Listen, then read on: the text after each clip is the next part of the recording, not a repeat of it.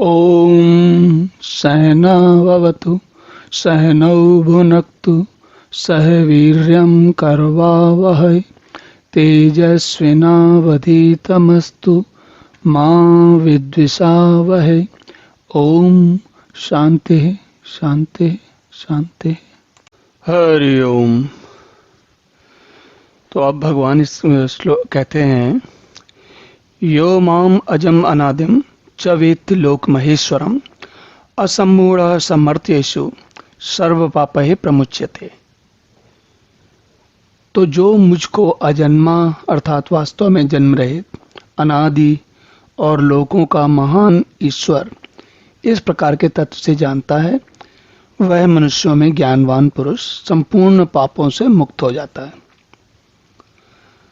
अब हम जो पिछले श्लोक में भगवान ये कह रहे थे और ये बात भगवान ने कई बार कही है, क्या है वो कहते हैं कि मेरी उत्पत्ति को, मेरे होने को जो देवता गुण हैं, महर्षि लोग हैं, वो भी नहीं जानते।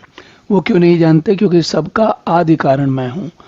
और हमने देखा था पिछले श्लोक में कि आदि कारण होने का अर्थ ये होता है कि जो हमसे पहले जो है, आज मैं आप हैं यहाँ पर, हमसे पहले जो हुए हैं वो हमारे बारे में जानते हैं। इसी प्रकार हम अपने से आगे आने वाले लोगों के बारे में जानते हैं, लेकिन जो आगे आने वाले लोग हैं वो हमारे बारे में नहीं जानते। इसका क्या अर्थ हुआ? देखिए, जैसे हमारे बच्चे होते हैं, छोटे बच्चे जब पैदा होते हैं तो हम उनके बारे में, उनके बचपन से लालन पालन पोषण इत्यादि करते हैं, तो हम उनके बारे में बहुत कुछ जानते हैं। लेकिन वो बच्चे हमारे बारे में कब जानते हैं? जब उनके अंदर कुछ थोड़ी समझ में आना शुरू होती है, तो धीरे धीरे वो हमारे बारे में समझना आरंभ करते हैं। लेकिन जितना हम उन्हें जानते हैं उतना वो हमें नहीं जानते। तो पिछले श्लोक में भगवान ने ये बात बताई। अब इसमें भगवान क्या कहते हैं? देखिए, ये बात भी भगवान ने कई बार कही है। क्या है? कहते हैं, जो मुझको अजन्मा अर्थात वास्तव में जन्म रहित, अजन्मा मतलब जिसका जन्म नहीं हुआ, और अनादि, अनादि मतलब जिसका कोई आदि नहीं है। आदि मतलब आरंभ, जहां से आदि कहते हैं, जैसे कहते हैं ना आदि कारण, आदि शंकराचार्य, तो आदि मतलब जो सबसे पहले है।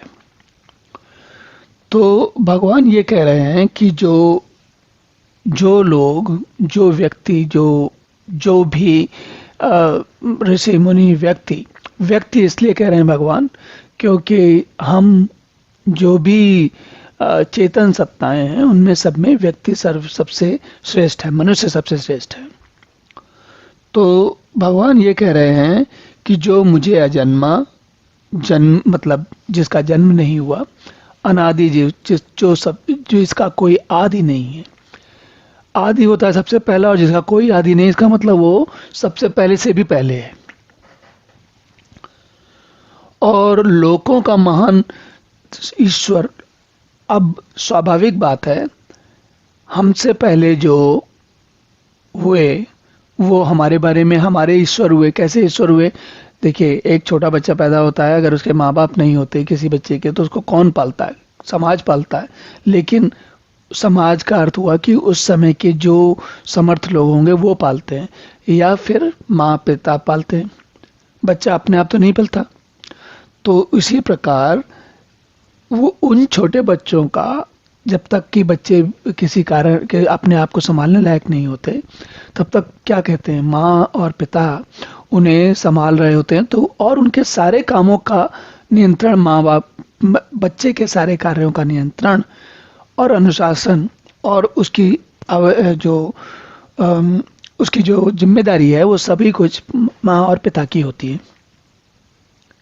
तो कुछ समय के लिए, जब तक बच्चा छोटा है, तब तक माँ, बच्चे के जो ईश्वर हैं वो माँ पिता ही होते हैं। इसी प्रकार हम सब मनुष्यों के ईश्वर कौन है? ईश्वर है, भगवान है। तो अब भगवान ने यहाँ पर तीन बात कही। पहली बात तो ये कि अजन्मा, दूसरा अनादि, और तीसरा लोकों का महान ईश्वर। तो इन तीनों बातों को भगवान ये कहते हैं कि जो जानते हैं वो मुझे वास्तविक रूप में जानते हैं। या दूसरे शब्दों में कहें तो भगवान को अगर वास्तविक रूपों में जानना है तो इन तीनों शब्दों का, उनके अर्थों का हमें उनको ठीक से समझना चाहिए। चलिए अब अगला श्लोक देखते हैं। ओम पूर्णमदः पूर्णमिदं पूर्णात् पूर्णमुदच्यते पूर्णस्य पूर्णमादाय पूर्णमेवावशिष्यते। ओम शांति शांति शांति।